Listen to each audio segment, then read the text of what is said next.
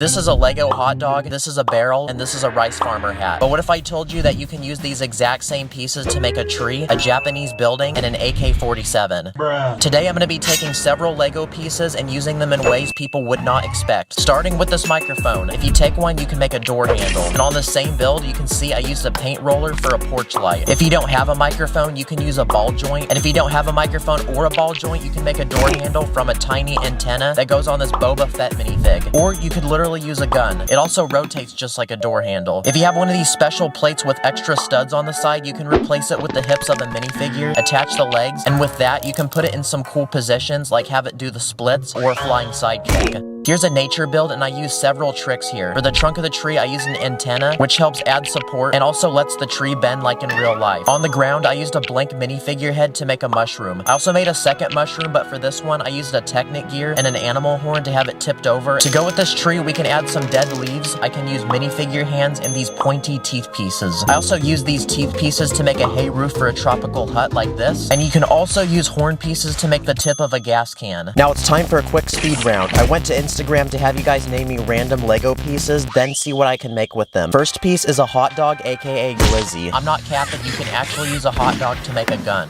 I also discovered you can use it to make a crossbow. If you take some minifigure hands, you can also use it to make a Japanese gate. It kind of looks like that, I guess. Next piece is a Harry Potter wand. Well, if you take some, you can make legs for a table. How about tiles? Well, if you take square ones that have graphics, they kind of look like album covers, and you can actually make a small vinyl collection. What about Technic pieces? Well, if you take this weird one, put a flame inside of it, lay it down, then you have a campfire. Can I be in the video? Sure. What about chains? You can make a fence, or you can use it as jewelry on a minifig.